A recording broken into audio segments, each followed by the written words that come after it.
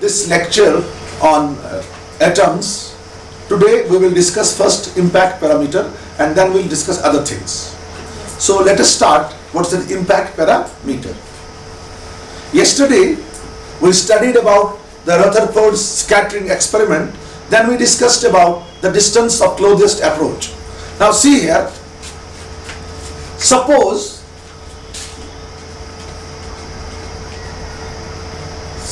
we have a nucleus. This is the nucleus, and suppose this nucleus have a charge of plus Z.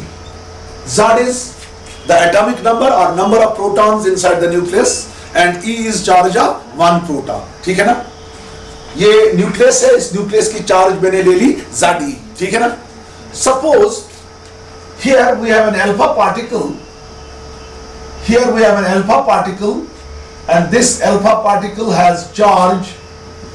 This alpha particle has charge plus 2e. Suppose this alpha particle is traveling towards this atom with a velocity u.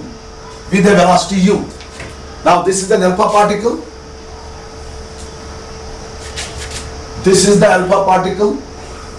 While entering into the atom, this alpha particle, it gets deflected. This is the direction of deflection. It gets deflected in this direction, and this is the angle of deflection or scattering angle theta. Scattering angle theta. ये हमारा alpha particle है. This alpha particle is traveling with velocity u.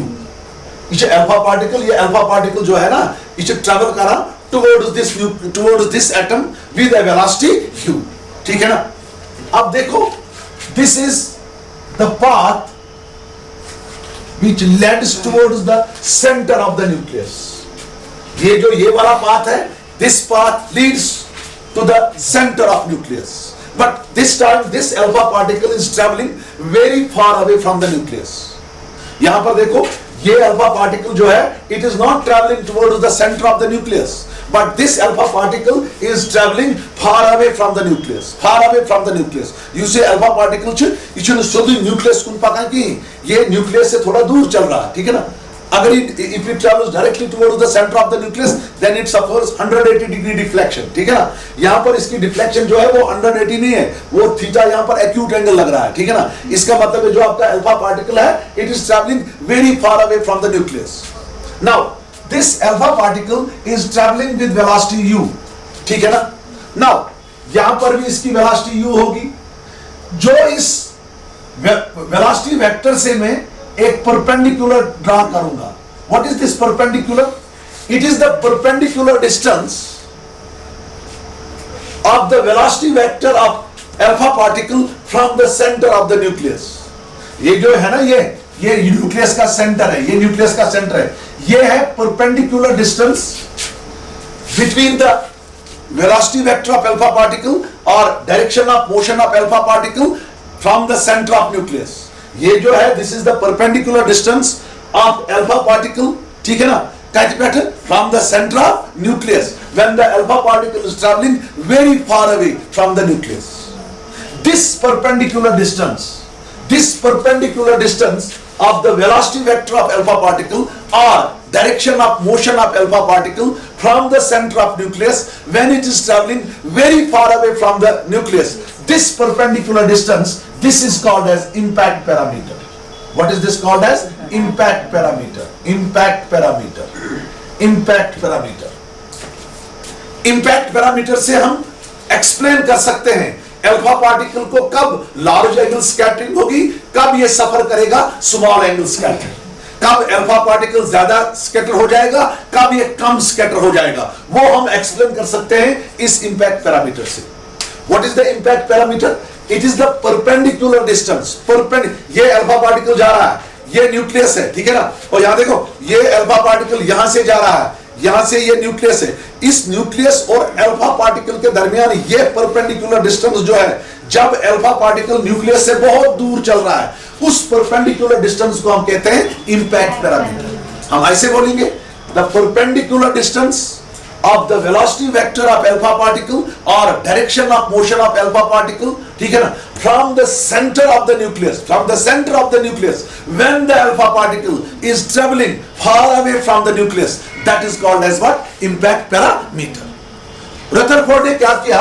Rutherford during his experiments on scattering of alpha particles from the thin metal foils found that this impact parameter is given by B is equal to 1 by 4 pi epsilon naught Z E square cot theta by 2 whole divided by E. जब रथरफोर्ड ने alpha particle scattering experiment को पढ़ रहा था तो वहां उसने calculate किया इस इंपैक्ट पैरामीटर का वैल्यू किसके बराबर इंपैक्ट पैरामीटर उसको निकला शाबाश B is equal to 1 by 4 pi epsilon naught Z E square cot theta by 2 whole divided by E. Where Z क्या है? एटॉमिक नंबर या number of protons in the nucleus. E क्या है? Charge of 1 electron, charge of 1 proton. Theta जो है, theta है scattering angle. Theta है scattering angle, the angle through which the alpha particle gets deflected, gets scattered while passing through the atom. ठीक है ना? Now जो E है kinetic energy of alpha particle. ठीक है ना? फ्रॉम दिस इक्वेशन आपको निकला जो B है ये है directly proportional to cot theta by 2. जो B है this is directly proportional to cot theta by 2. तो यहां पर आपको इंपैक्ट पैरामीटर समझ आया. ये अल्फा पार्टिकल यहां से जा रहा है, ये देखो ये इसका वेलोसिटी वेक्टर है. ठीक है ना? ये लाइन जो है ये कहां जा रही है? कहां जा रही है? न्यूक्लियस के किस की तरफ? सेंटर की तरफ. तो इस वेलोसिटी वेक्टर की ये परपेंडिकुलर डिस्टेंस जो है from the centre of the nucleus, हम कहेंगे यहां पर भी this distance, this is the distance of the velocity vector of alpha particle from the center of nucleus. This distance is called as what? What is this distance called? Impact parameter. तो impact parameter जो B है ये निकला आपको cot theta by 2. ठीक है ना? Number 1, if B is large, अगर आपका B बहुत होगा, ज्यादा डिस्टेंस होगी, यानी if the alpha particle is travelling very far away from the nucleus, अगर B बहुत बड़ा होगा यानी अल्फा पार्टिकल जो है that is travelling very far away from the nucleus. अगर इंपैक्ट पैरामीटर B बहुत ज्यादा होगा यानी अल्फा पार्टिकल जो होगा it will be travelling very far away from the nucleus, then आपका B लार्ज है क्योंकि B है directly proportional to cot theta by 2. इसका मतलब है cot theta by 2 will be large, cot theta by 2 will be large, cot theta by 2 will be large. आपने कल देखा cos theta जो है, देखो मैं यहां लिखूंगा थीटा, यहां लिखूंगा cos theta. जब एंगल 0 है तो cos 0 जो है वो है 1. जब एंगल में 60 लूंगा cos 60 होगा 1 by 2 यानी 0.5. जब मैं एंगल लूंगा 90 डिग्री तो cos 90 होगा 0. यानी cos थीटा का वैल्यू लार्ज तब होता है जब ये एंगल स्मॉल होता है. जब एंगल क्या होता है? Small. For small value of theta cos theta is large, for large value of theta cos theta is small. इस जो आपका cot थीटा बाय 2 है ये भी है cos theta by 2 divided by sin theta by 2. ठीक है ना? तो इसके डिनोमिनेटर न्यूमरेटर में क्या है? cos, डिनोमिनेटर में क्या है? sin. इसका मतलब है जब cot थीटा बाय 2 बड़ा होगा उस वक्त जो थीटा बाय 2 होगा वो स्मॉल होगा. ठीक है ना? दिस एम्प्लॉइज जो आपका थीटा होगा स्कैटरिंग एंगल होगा that will B small, if B is large, अगर इंपैक्ट पैरामीटर बड़ा होगा तो आपका cot थीटा बाय 2 क्या होगा? बड़ा. cot थीटा बाय 2 कब बड़ा होगा? जब थीटा बाय 2 स्मॉल होगा, या सिंपली जब थीटा क्या होगा? स्मॉल. यानी जब ये स्कैटरिंग एंगल जो होगा ये स्मॉल होगा. यहां देखो ये स्मॉल होगा. जब ये स्कैटरिंग एंगल स्मॉल होगा इसका मतलब जो है अल्फा पार्टिकल जो है इसको थोड़ी सी डिफ्लेक्शन हो जाएगी, ज्यादा ये डिफ्लेक्ट नहीं हो जाएगा. ये एंगल दिखाता है कितना डिफ्लेक्ट हो गया अल्फा पार्टिकल. अगर ये थीटा स्मॉल होगा इसका मतलब है जो अल्फा पार्टिकल है उसको थोड़ी सी डिफ्लेक्शन हो जाएगी. इसी का तो इसने एक्सप्लेन किया कि if B is large, यानी if alpha particle is traveling very far away from the nucleus, then the scattering angle will be small. It means that alpha particles traveling far away from the nucleus suffer small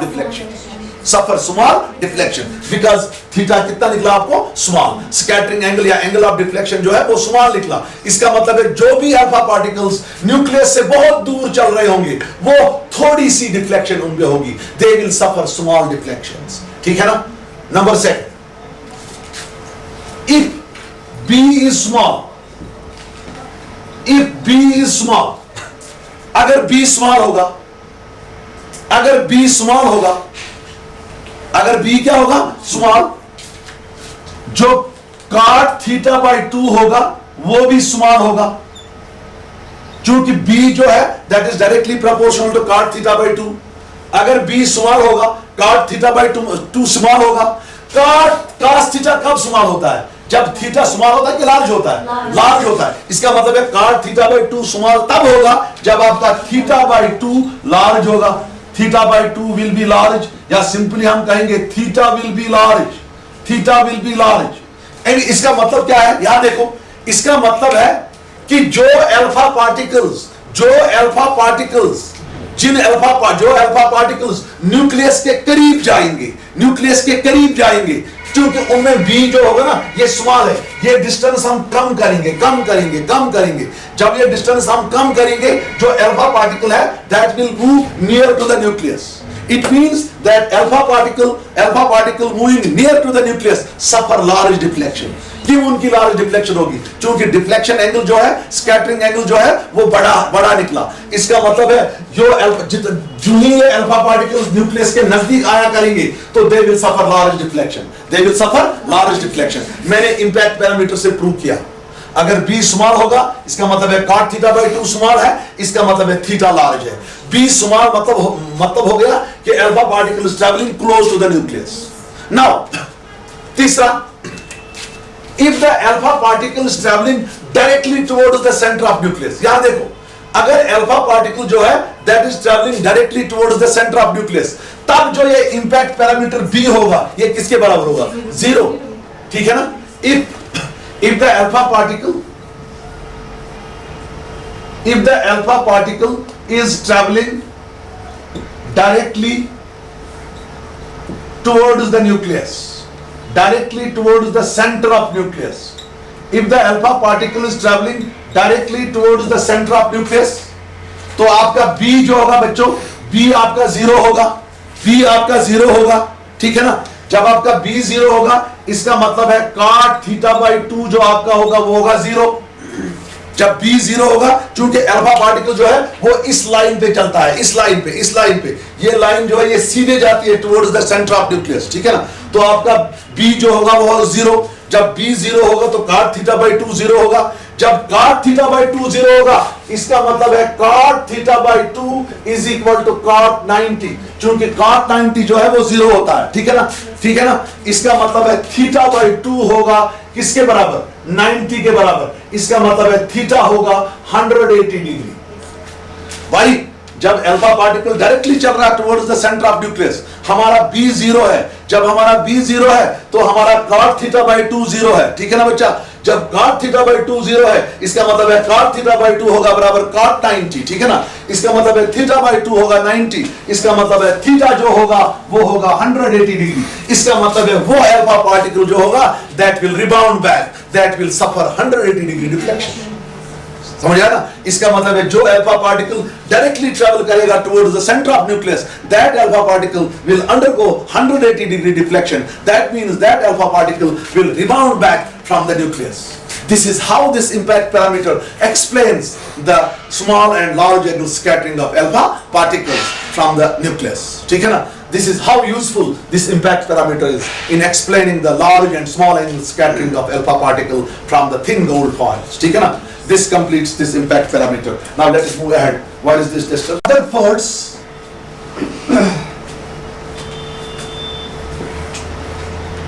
Rutherford's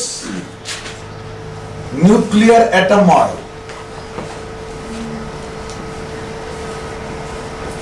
Now let us discuss this Rutherford's nuclear atom model, or this is simply called as Rutherford's atomic model. On the basis of alpha particle scattering experiments, Rutherford जो है उसने alpha particle scattering experiment जब किया, then he proposed a model of atom. इसने एक model of atom दिया. That model of atom was called as Rutherford's atomic model, or simply that was called as Rutherford's nuclear atom model. On the basis of the scattering experiments, Rutherford performed Rutherford proposed a model of atom, and that model of atom was named as Rutherford's atomic model, or simply Rutherford's nuclear atom model. And this model is based on the following points. Number first, Rutherford ने क्या कहा? Rutherford ने कहा कि जो हमारा atom है, इस एटम में एक small and massive central core है. रदरफोर्ड ने कहा in every atom there is a small and massive central core. ठीक है ना? उस सेंट्रल कोर का नाम उसने रखा न्यूक्लियस. क्या रखा नाम? न्यूक्लियस. इसने बोला कि इस एटम में जितना भी पॉजिटिव चार्ज है, the entire positive charge and almost whole mass of this atom is concentrated in this nucleus. इसीलिए क्योंकि इसने यहां न्यूक्लियस दरियाफ्त किया, तो इसीलिए इसको नाम पड़ा न्यूक्लियर एटम मॉडल. इसने क्या बताया? इसने बताया कि an atom consists of a small central core. Small central core, ठीक है ना, in which the entire positive charge of atom and almost whole mass of the atom is concentrated. इस एटम में जो भी पॉजिटिव चार्ज है, जितना भी मास है, इसने बोला वो सारा मास, वो सारा पॉजिटिव चार्ज, वो जो है that is concentrated in this small central core. In this small and massive central core. This small and massive central core he named as what? Nucleus. ठीक है ना? तो इसने क्या कहा? Entire positive charge and almost whole mass of atom is concentrated in a small central core, in a small central core of atom called nucleus. In a small central core of atom called nucleus. ये जो nucleus है, इसका size जो है that is 10 raised to power -15 metres, यानी 1 Fermi. ये जो nucleus है, इसका साइज था, शाबाश, साइज ऑफ न्यूक्लियस कितना था? शाबाश, साइज ऑफ न्यूक्लियस जो है वो कितना है? 10 raised to power -15 metre. Very small as compare to size of atom. Very small as compare to size of atom. Size of atom जो है वो है 10 raised to power -10 मीटर्स, जिसको हम एंगस्ट्रॉम भी कहते हैं, 1 angstrom. Number second, size of nucleus जो है it is very small as compare to the size of nucleus is very small as compare to the size of atom, because nucleus is the small portion of the atom. ठीक है ना?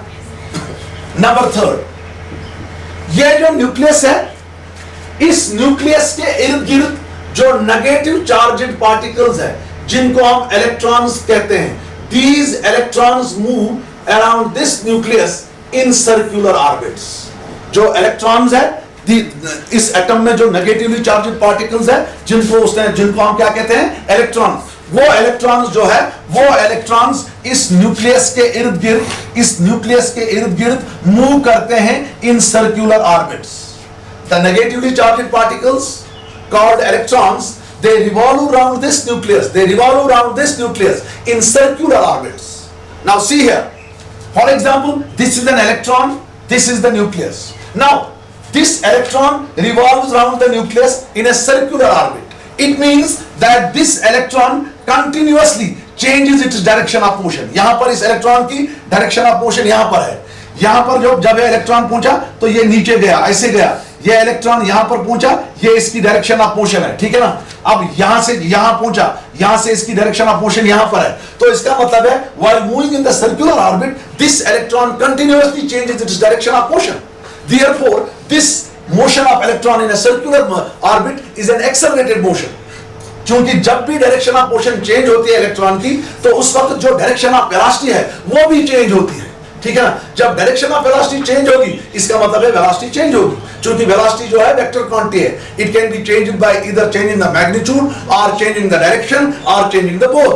जब electron circular path में चल रहा है तो हर point पे इसका जो डायरेक्शन ऑफ मोशन है वो चेंज हो रहा है। जब डायरेक्शन ऑफ मोशन चेंज हो रहा है तो इलेक्ट्रॉन की जो वेलोसिटी है वो चेंज होगी। इलेक्ट्रॉन की जो वेलोसिटी है उसका जो डायरेक्शन है वो चेंज होगा, तो इसका मतलब है इलेक्ट्रॉन की जो वेलोसिटी है वो चेंज होगी। इसका मतलब है जो motion of electron in circular orbit है ये है एक्सेलरेटेड मोशन। नाउ क्वेश्चन यहां पर है कि जब ये इलेक्ट्रॉन रिवॉल्व करता है around the nucleus in circular orbit, इस इलेक्ट्रॉन को इस सर्कुलर ऑर्बिट में जाने के लिए एक सेंट्रीपिटल फोर्स की जरूरत है। सेंट्रीपिटल फोर्स की जरूरत है, जो फोर्स डायरेक्शन ऑफ मोशन को परपेंडिकुलर होगा। डायरेक्शन ऑफ मोशन वही फोर्स चेंज करता है जो फोर्स परपेंडिकुलर होता है डायरेक्शन ऑफ मोशन को। एक पार्टिकल की डायरेक्शन ऑफ मोशन वो फोर्स चेंज करता है जो force direction of motion of particle को क्या होता है, परपेंडिकुलर। यहां इलेक्ट्रॉन सर्कुलर ऑर्बिट में मूव कर रहा है, इस पार्टिकल को, इस इलेक्ट्रॉन को सर्कुलर ऑर्बिट में मूव करने के लिए सेंट्रीपिटल फोर्स की जरूरत होगी। That centripetal force will act along the radius, ठीक है ना, and that will be directed towards the nucleus, that means towards the center of the atom. Now here यहां पर हमें वो सेंट्रीपिटल फोर्स कौन देता है? इलेक्ट्रॉन की नेगेटिव चार्ज है, न्यूक्लियस की पॉजिटिव चार्ज है, लिहाजा इलेक्ट्रॉन और न्यूक्लियस के दरमियान अट्रैक्टिव फोर्स होगा, कूलम फोर्स ऑफ अट्रैक्शन होगा, कूलम फोर्स ऑफ अट्रैक्शन, ठीक है ना, and that force will be directed towards the nucleus, ठीक है ना। It is that coulomb force of attraction, which is exerted by the nucleus on the electron, which provides us what? The centripetal force.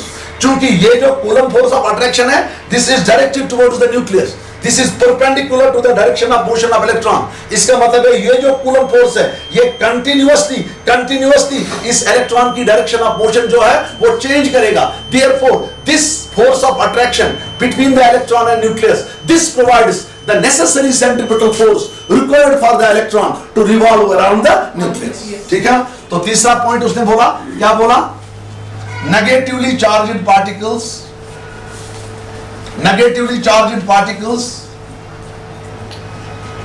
called electrons revolve round the nucleus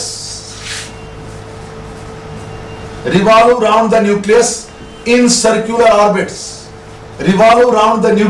circular orbits. Negatively charged particles called electrons revolve around the nucleus in circular orbits, and the centripetal force required for the rotation of electron around the nucleus is provided by the Coulomb force of attraction, is provided by the electrostatic force of attraction, or we can say Coulomb force of attraction between the nucleus and the electron. तीसरा point जो इस model में है वो क्या है? Negatively charged particles जो है जिनको हम इलेक्ट्रॉन्स कहते हैं वो रिवॉल्व करते हैं round the nucleus in circular orbits, और उन इलेक्ट्रॉन्स को जो सेंट्रीपिटल फोर्स की जरूरत है वो फोर्स हमें कौन फोर्स देता है? वो फोर्स हमें देता है कौन force? Electrostatic force of attraction. किस के दरमियान? न्यूक्लियस और इलेक्ट्रॉन के दरमियान। चूंकि वो इलेक्ट्रोस्टैटिक फोर्स ऑफ अट्रैक्शन जो होगा that will be directed towards the centre of the nucleus, therefore that will change the direction of motion of electron continuously and will compel this electron to move in a circular orbit. Number चौथा point, जितने इस atom में electrons होंगे, यानी जितनी इस atom में negative charge होगी उतनी इस एटम में पॉजिटिव चार्ज भी होगी, यानी टोटल नंबर ऑफ इलेक्ट्रॉन्स, यानी total negative charge in an atom is equal to total positive charge, यानी total number of protons in the nucleus. इसका मतलब है जो एटम होगा that will be electrically neutral. Number fourth, total number of electrons, यानी जिसको कहेंगे हम total negative charge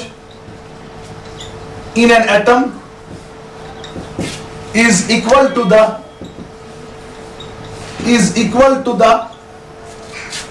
total number of protons, यानी total positive charge in the nucleus, hence जो हमारा एटम है, hence the atom is electrically neutral. Hence atom is electrically neutral. जो Rutherford's model है, that's based on these 4 points.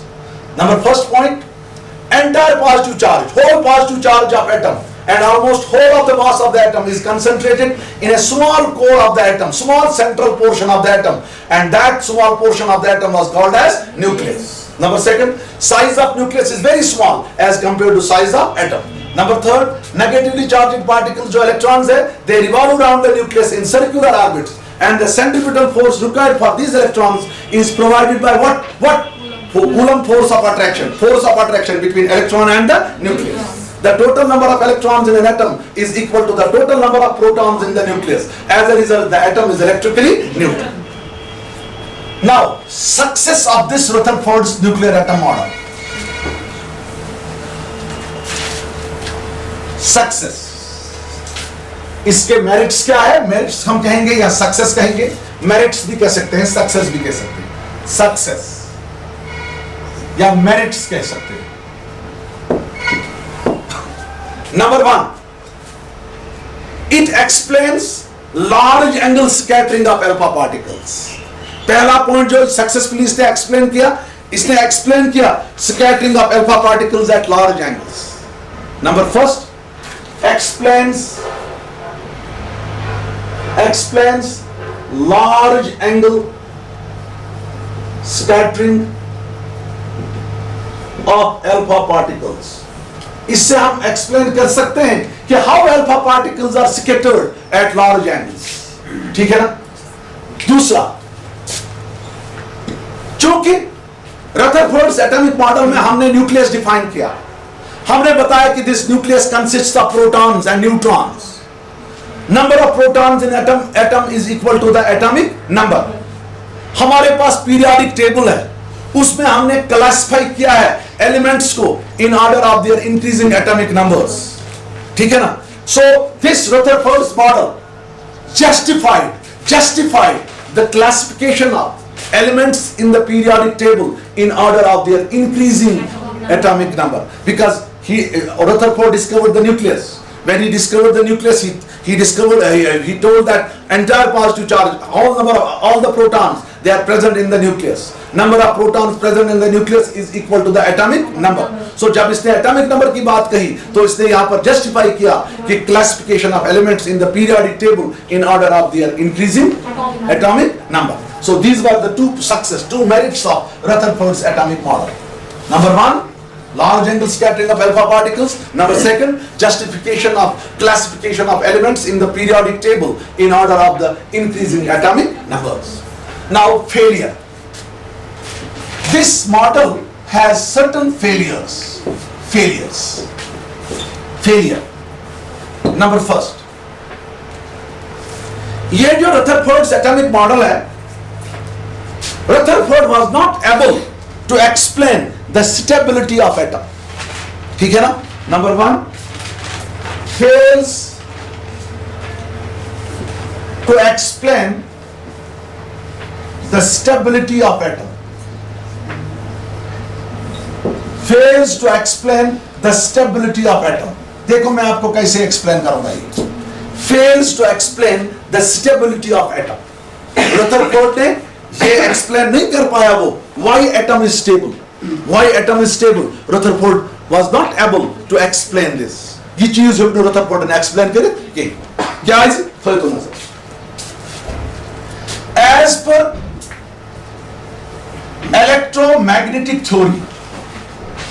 Electromagnetic theory जो है, EM theory, electromagnetic theory, वो क्या कहती है? अगर हमारे पास एक चार्जड पार्टिकल होगा, इस चार्जड पार्टिकल को जब हम एक्सेलरेट करेंगे या डीएक्सेलरेट करेंगे यानी रिटार्ड करेंगे, अगर हम एक चार्जड पार्टिकल को एक्सेलरेट करेंगे, इलेक्ट्रोमैग्नेटिक वेव्स का क्वेश्चन है, अगर हम एक चार्जड पार्टिकल को एक्सेलरेट करेंगे या रिटार्ड करेंगे, मींस उस चार्जड पार्टिकल की जो वेलोसिटी है वो कंटिन्यूअसली चेंज करेंगे. वो चार्जड पार्टिकल जो होता है वो रेडिएट करता है एनर्जी. और हम कहेंगे लूज, एनर्जी लूज करता है, रेडिएट करता है energy in the form of photons, in the form of photons. हर एक चार्जेड पार्टिकल, यानी जिसके पास चार्ज होगी, it can be positively charged particle, it can be negatively charged particle. हर एक पॉजिटिव चार्जेड पार्टिकल जो है, जब हम उसको एक्सेलरेट करेंगे, जब हम उसको एक्सेलरेट करेंगे, वो चार्जेड पार्टिकल एनर्जी इमिट करता है in the form of electromagnetic waves. Electromagnetic waves means photons, ठीक है ना। Every charged particle when accelerated और when retarded emits energy, radiates energy, radiates energy, यानी वो अपनी एनर्जी जो है वो दे रहा है, वो दे रहा है। इसका मतलब है उसकी एनर्जी क्या हो रही है, कम हो रही है। वो रेडिएट करता है एनर्जी, रेडिएट करता है एनर्जी, लूज करता है energy in the form of electromagnetic waves. So electromagnetic waves are always produced by an accelerated charge, by an oscillating charge. ये तो उस चैप्टर में पढ़ना है आपको। तो जब इसने रेडिएट की, जब इसने एनर्जी रेडिएट की, तो ये एनर्जी ये रेडिएट करता है in the form of EM waves. Now जब इलेक्ट्रॉन न्यूक्लियस के इर्द गिर्द मूव कर रहा है in circular orbit, in circular orbit, इस इलेक्ट्रॉन की जो डायरेक्शन ऑफ मोशन है वो हर एक पॉइंट पे चेंज होती है। इसका मतलब है इस इलेक्ट्रॉन की जो डायरेक्शन ऑफ वेलोसिटी है वो हर एक पॉइंट पे क्या होती है, चेंज। इसका मतलब है जब इलेक्ट्रॉन सर्कुलर मोशन में होगा, इसकी वेलोसिटी कंटिन्यूअसली चेंज होती जा रही है। इसका मतलब है जो ये इलेक्ट्रॉन होगा, इसकी मोशन जो होगी वो होगी एक्सेलरेटेड मोशन, वो होगी एक्सेलरेटेड मोशन। क्योंकि एक्सेलरेटेड मोशन तब पैदा होती है जब पार्टिकल की वेलोसिटी चेंज होगी। क्योंकि जब इलेक्ट्रॉन सर्कुलर मोशन में मूव करता, सर्कुलर ऑर्बिट में मूव करता है, इस इलेक्ट्रॉन की हर एक पॉइंट पे डायरेक्शन ऑफ मोशन जो है वो चेंज हो रही है। Direction of motion means direction of velocity, क्योंकि वेलोसिटी उसी वेलोसिटी की डायरेक्शन वही होती है जो डायरेक्शन ऑफ मोशन होगी। जिस डायरेक्शन में ऑब्जेक्ट जा रहा होगा उसी डायरेक्शन में ऑब्जेक्ट की वेलोसिटी होगी। अगर डायरेक्शन ऑफ मोशन चेंज होगी तो डायरेक्शन ऑफ वेलोसिटी भी चेंज होगी। अगर डायरेक्शन ऑफ वेलोसिटी चेंज होगी, इसका मतलब है जो ऑब्जेक्ट होगा, इलेक्ट्रॉन होगा, at different points on the circular orbit, this electron will have different velocity. It means the motion of electron will be N accelerated motion. चूंकि इलेक्ट्रॉन जो है, this is a charged particle, this is a charged particle. आपने अभी पढ़ा कि whenever a charged particle is accelerated or deaccelerated, it emits energy, it radiates energy, it loses energy in the form of electromagnetic waves. Similarly, जब आपका electron एक circular orbit में move कर रहा है, सर्कुलर ऑर्बिट में मूव कर रहा है, इस इलेक्ट्रॉन की मोशन जो है, this motion is what motion? Accelerated motion. Therefore, while revolving around the nucleus, while revolving around the nucleus in circular orbits, this electron continuously radiates the energy, continuously loses the energy. जब इसने energy lose की, जो इसका radius होगा, जो इसके path का radius होगा, वो कंटिन्यूअसली डिक्रीज होगा। ये इलेक्ट्रॉन है, इसने मोशन यहां से शुरू की, ये न्यूक्लियस है, यहां देखो, ये न्यूक्लियस है, ये रेडियस है r। तो चूंकि इलेक्ट्रॉन जो है वो एनर्जी रेडिएट करता है, इसका मतलब है जो इसका पाथ है, ये कंटिन्यूअसली जो इसका पाथ है, उस पाथ की जो रेडियस है ये डिक्रीज होती जाएगी, डिक्रीज होती जाएगी, डिक्रीज होती जाएगी, डिक्रीज होती जाएगी। Ultimately the electron will fall into the nucleus in by following a spiral path. मगर this never happens, this never happens in an atom. Electron never falls into the nucleus because atom is stable. ठीक है ना, ये कभी नहीं होता है कि इलेक्ट्रॉन जो है, एक तो ये एनर्जी भी रेडिएट करता है, अगर इसने एनर्जी रेडिएट की तो इसकी पाथ की जो रेडियस होगी वो कम होती जाएगी, कम होती जाएगी, कम होती जाएगी। Ultimately the electron will fall into the nucleus, but electron never falls into the nucleus. This electron continuously revolves around the nucleus in circular orbit. Rutherford was not able to explain this, why the electron doesn't fall into the nucleus, why it doesn't fall into the nucleus, why the atom is stable. अगर electron nucleus में जाएगा तो atom stable नहीं रहेगा, atom becomes unstable, atom टूट जाएगा। ठीक है ना, मगर ये इलेक्ट्रॉन जो है, it doesn't move into the nucleus, it continuously revolves around the nucleus in a circular orbit because atom is stable. Rutherford was not able to explain this. ठीक है ना। Number 2,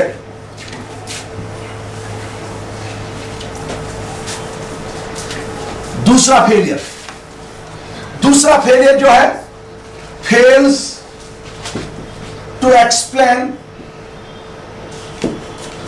the spectrum of atom, fails to explain the spectrum of atom, fails to explain the spectrum of atom. दूसरा failure जो Rutherford का था, Rutherford's atomic model में जो दूसरा फेलियर था वो क्या था?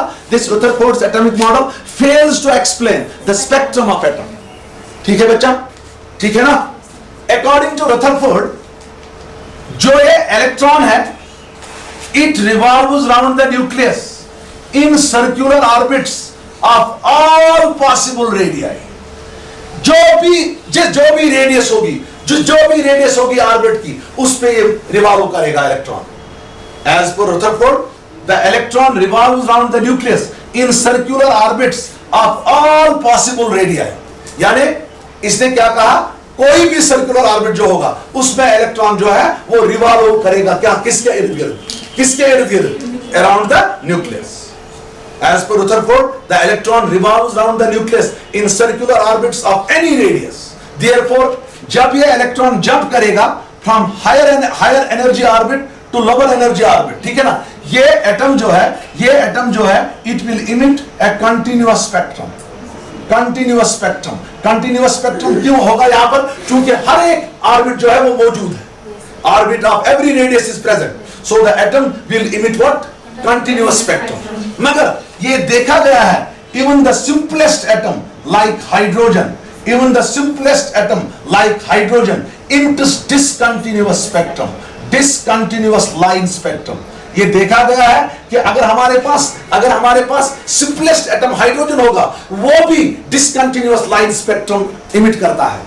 Rutherford फेल हो गया यहाँ पर, इसलिए he can't explain this line spectrum of atoms. ठीक है ना? These were the two big failures of Rutherford's atomic model.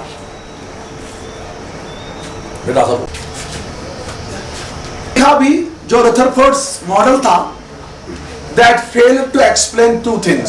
Number one, stability of atom. Number second, spectrum of atom. Rutherford's atomic model जो था वो fail हो गया in order to explain why the atom is stable. Number second, why the atom cannot emit a continuous spectrum, why it emits a discontinuous line spectrum. To overcome these difficulties, Niels Bohr, he was a Danish physicist, he modified this Rutherford's atomic model. Niels Bohr, he was a Danish physicist. He was not a physicist belonging to Laudara. He was a Danish physicist. ठीक है ना? Because we have some Bohr's in the Laudara also. He was a Danish physicist.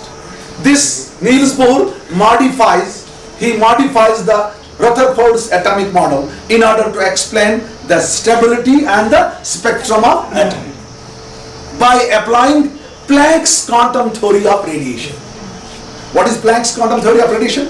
According to Planck's quantum theory of radiation, light travels in the form of small packets or bundles of energy called photons, and the energy of each photon is given by E is equal to hν.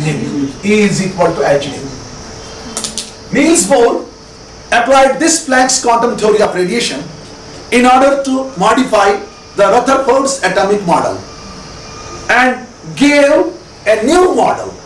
That model was named after his name, was named as Bohr's atomic model or planetary atom model.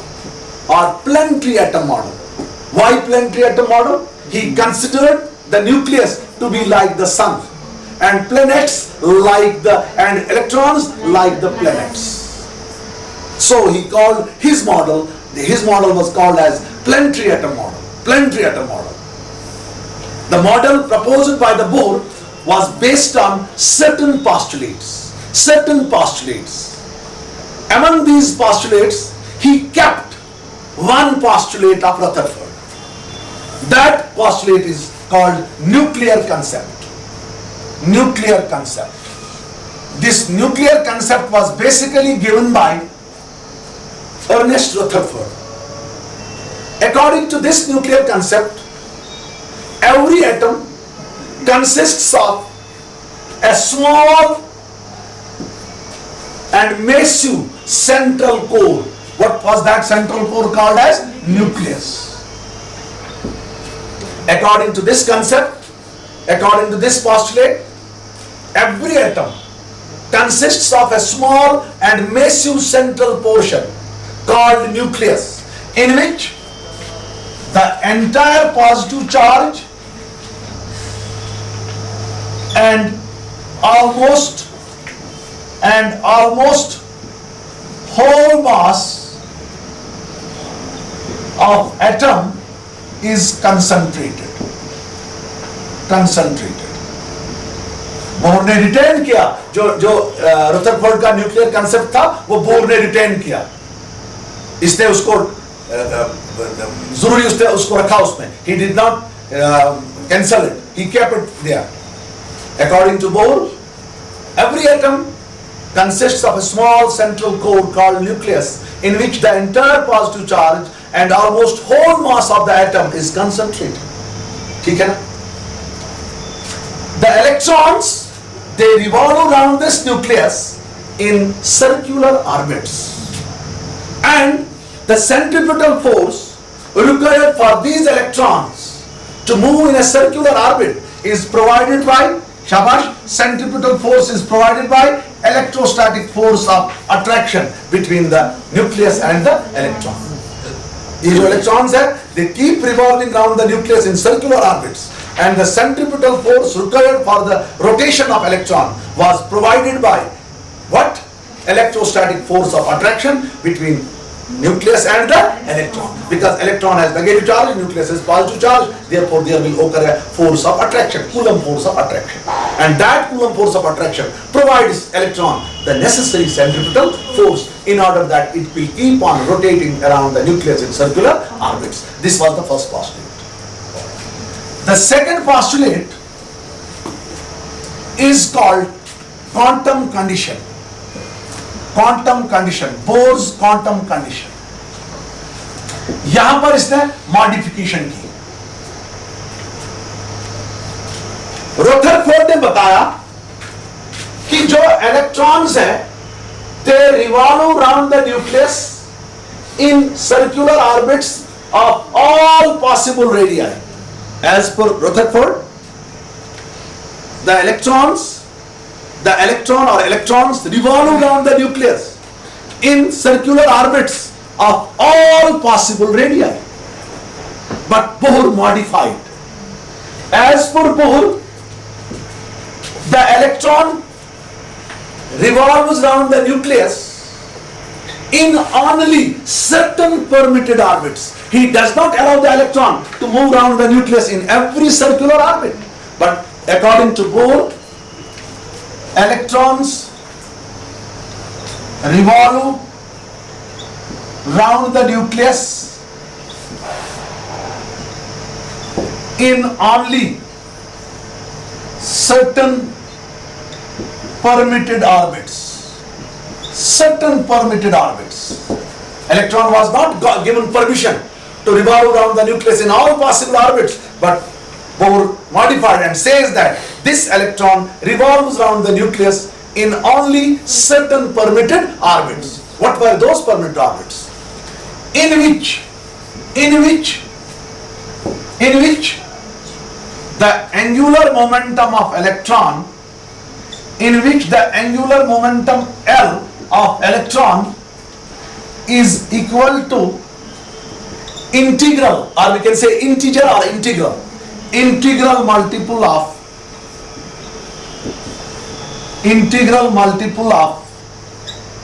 h by 2 pi, where h is Planck's constant. यहां इसने planks theory लगाई. इसने बोला कि जो electron है ये हर एक ऑर्बिट में रिवॉल्व नहीं करेगा around the nucleus. This electron will revolve around the nucleus in only certain permitted orbits. उन ऑर्बिट्स में इलेक्ट्रॉन रिवॉल्व करेगा अराउंड द न्यूक्लियस जिन ऑर्बिट्स में इलेक्ट्रॉन का एंगुलर मोमेंटम जो होगा वो होगा integral multiple of h by 2 pi. यानी जो L होगा n h by 2 pi. n जो है n इज इंटीजर. यहां पर इंटीग्रल क्यों कहते हैं? इस n के बड़े सारे वैल्यूज है 1 2 3 4 5 dash dash dash dash dash. This n is a positive integer and this n is called principal quantum number.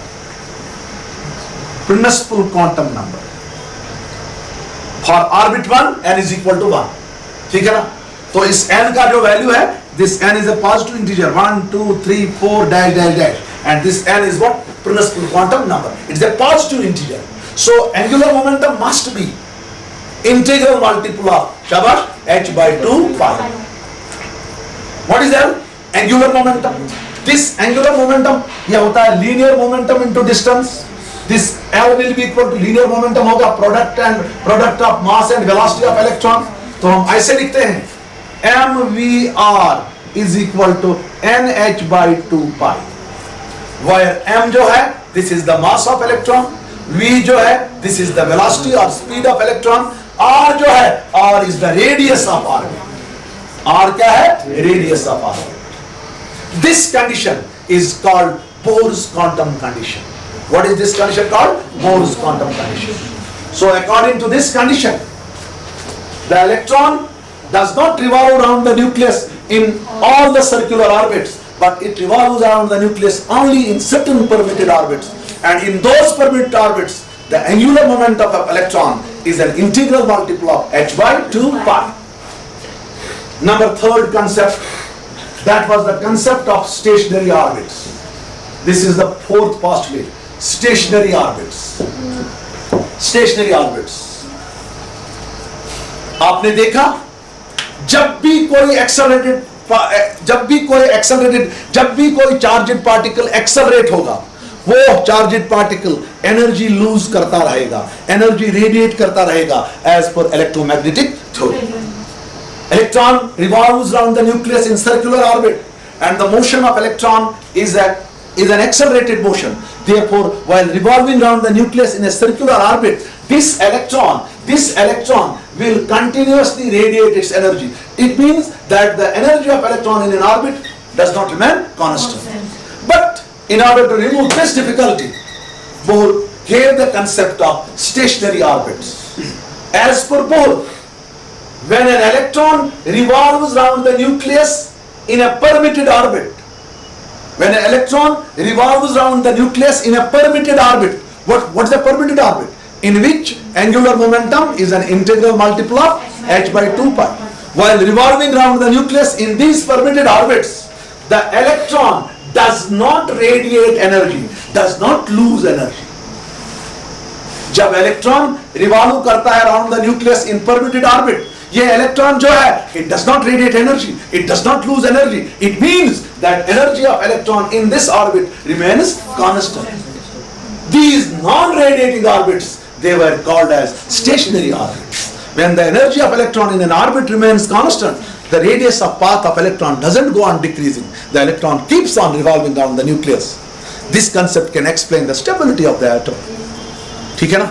While revolving around the nucleus in stationary orbits, the electron does not radiate energy. It means that the energy of electron in an orbit, in a permitted orbit, remains constant. Okay. The last one, frequency condition. Frequency condition. Frequency condition. Frequency condition. Frequency condition. This is the last postulate. देखो बच्चों, यहाँ देखो बच्चों. This is the nucleus. It has a charge plus Z. Say this is the first orbit. This is the second orbit. This is the third orbit. So on, so on. Later on, when we derive the expression for the energy of electron in an orbit, you will see there, this electron has minimum energy when it is in the innermost orbit, यानी first orbit. Electron को सबसे कम energy होती है जब ये किस orbit में होता है? n is equal to 1 orbit, innermost orbit, ground state में. ठीक है ना?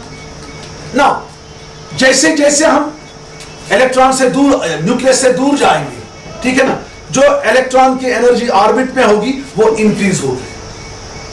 नाउ अगर ये या फर्ज करो this is orbit number 2, this is orbit number 1, इसमें ज्यादा एनर्जी होगी, इसमें कम एनर्जी होगी. सपोज इस ऑर्बिट में एनर्जी है 10 जूल्स, इस ऑर्बिट में एनर्जी है 4 जूल्स.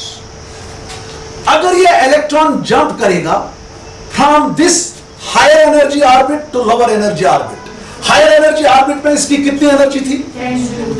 अब लोअर एनर्जी ऑर्बिट में ये तब बैठेगा यहां पर जब इसकी एनर्जी कितनी जूल्स होगी? 4 जूल्स। इसका मतलब है जो ये एक्स्ट्रा एनर्जी है, एक्स्ट्रा एनर्जी है, वो कितनी है? 10 - 4, वो कितनी है? 6। ये 6 जूल एनर्जी होगी, ये इमिट करेगा ये इन the form of photons.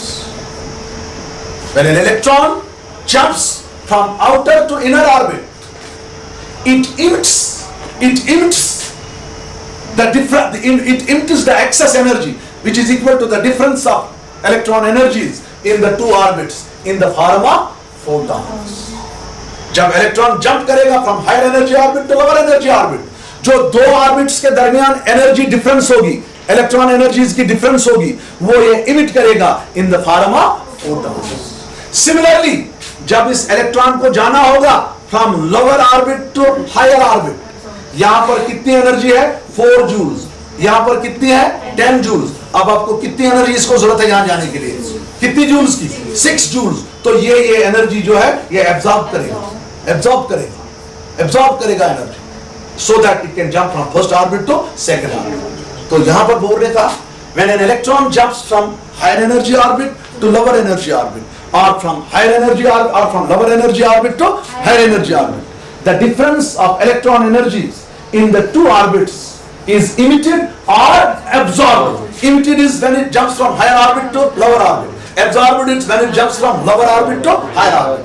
It emits this and absorbs this energy in the form of photons. And the frequency of these photons is energy of these photons is given by E is equal to E2 minus E1. Since this is the energy of photon, so we can write h nu is equal to E2 minus E1.